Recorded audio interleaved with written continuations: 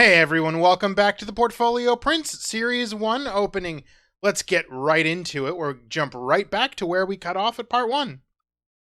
Well, these poster cards are cool. We've gone through quite a bit. We have not gotten any of our supposedly guaranteed autographs yet.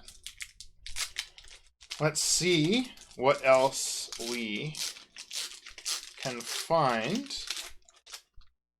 Alright, well, I see a first contact in our future. Chain of Command. Now there is an all-time great and classic episode. If you can't tell from the picture and the name, all I have to say is there are 4 lights, and you'll know exactly what I'm talking about.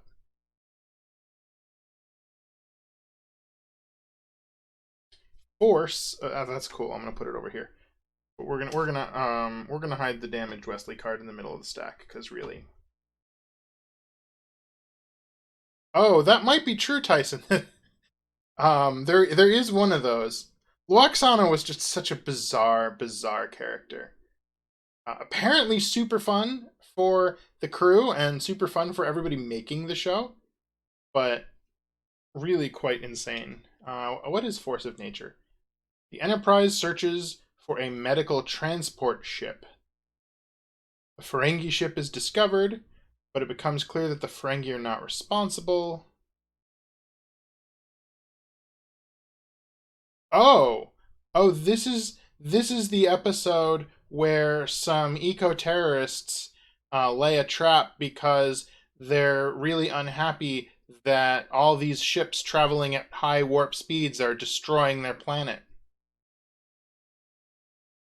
And so they're very unhappy and yeah.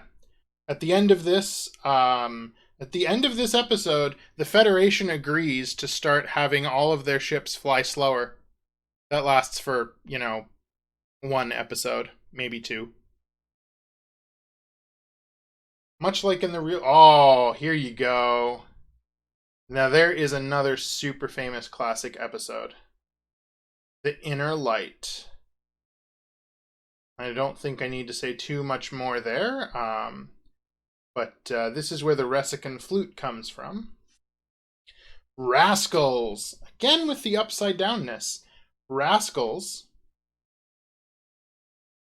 Stop me if you've heard this one before. In the opening sequence of Rascals, there's a transporter accident. I know. It never happens. In this particular transporter accident, random little bits of DNA just disappear out of the crew's these 4 people's bodies, and somehow that causes them to rematerialize as teenagers, and they spend the rest of the episode being teenagers. It's great. And First Contact. Well, First Contact is not as cool as Rascals or Inner Light, so we'll put it underneath. Well, we are all of a sudden really striking out with the spicy cards here, but the Inner Light and Chain of Command are pretty cool. I can't complain too much. Data's Day. All right, this is actually a really interesting episode.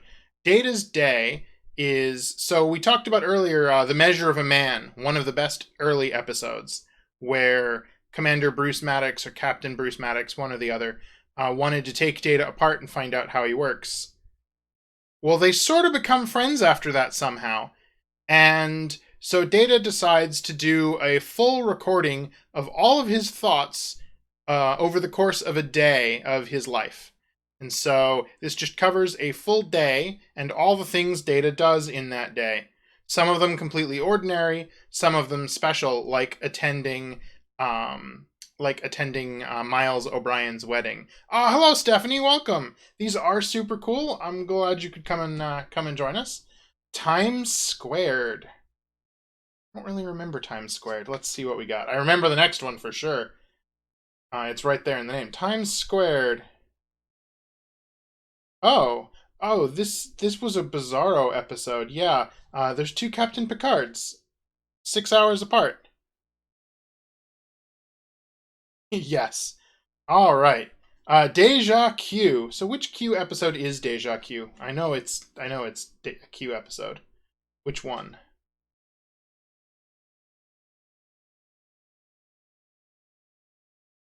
Yeah, maybe I don't remember this one. None of this is not a Q episode I remember. I'm gonna have to watch this again. Parallels.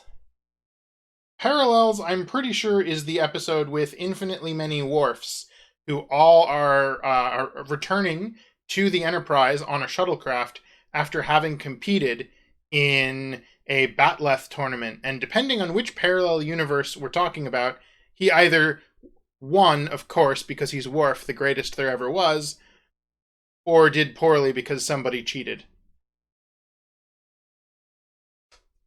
And power play. All right. Well, we're not doing too hot here on the special sets, but we have some fun things. We're really doing badly on this autograph business. They promised there'd be 3. That's 1 per 8 packs. I don't know if you can see how deep we are into this box, but we've opened more than 8, that's for sure. Just change the gravitational constant of the universe. We can't do that. Data lore. I see we're doing all the data episodes today. Peak. Oh, this is a great episode. Peak performance. The A story is a set of war games. The USS Enterprise with Captain Picard versus some completely falling apart, almost useless ship commanded by Riker. And in the middle of their war games, with Starfleet's greatest tactician overseeing, in the middle of their war games, some Ferengi come along and decide that if 2 Federation ships are fighting, it must be over a treasure, and they want it. This is another Wesley Crusher episode, but even so, it's still really good. And the scene pictured here with the hand over the chessboard is about a strategy game where Starfleet's best tactician and Data are having a competition. Data does poorly in round 1 and spends the whole episode moping around feeling useless. Ensign Rowe. Ensign Rowe. And Time Scare? And Captain's Holiday. I like... You know, I'm not sure about the episode Captain's Holiday, but this is a great poster for it. I really like this. It's got a nice tiki vibe to it.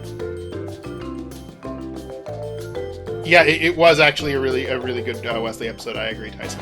But yeah, I love the tiki feel on this thing. This is great. I'm gonna put that over here, but not over top of Chain of Command. Chain of Command is better. But Captain's Holiday, that is a nice poster, I have to say. All right, onward we go.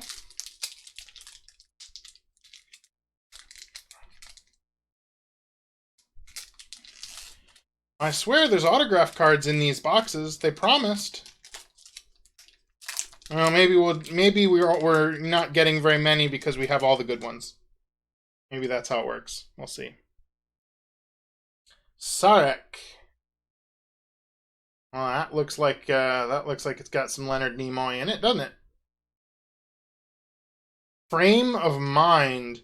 I don't really remember exactly what was going on in this episode, but in this episode, Riker is participating in a very psychological thriller, sort of a live show, and he's studying his lines and practicing, and he also gets captured by somebody and given some strange drugs to make him think or do, or I don't remember exactly what. But anyway, his preparation for the really strange show starts to turn into incredibly vivid hallucinations, and he just completely loses his mind. And throughout most of the episode, the viewers are in madness land right along with him. Hey! There we go. It's upside down. But we did it. We got an autograph. Commander Sunad.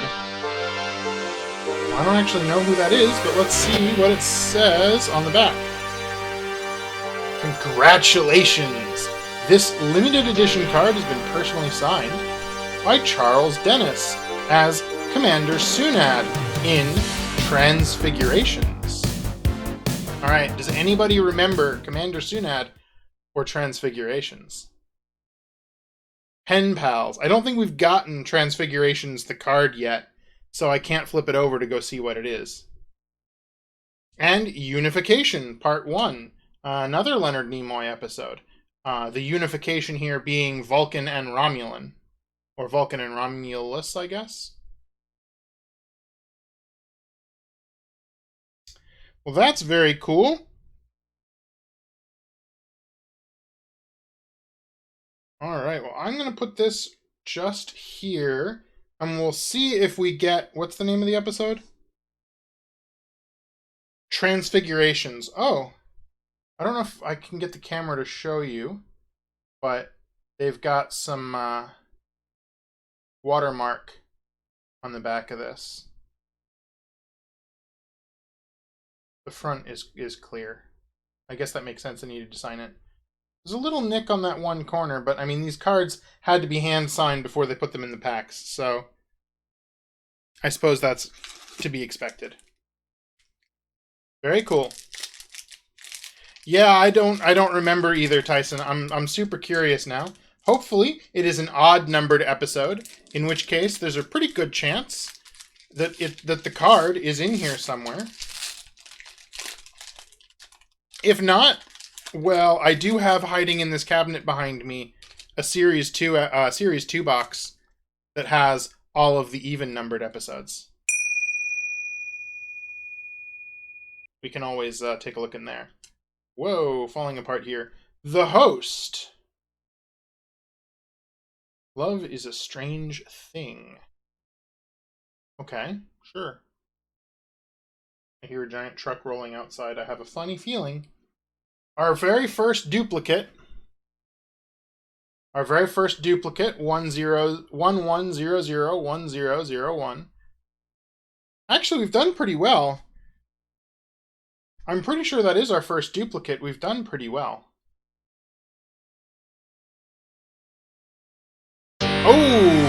Oh, look at that. Liva or Liva?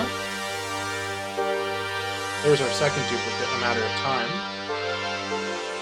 Congratulations, this limited edition card has been personally signed by Stephanie Erb as Liva in Man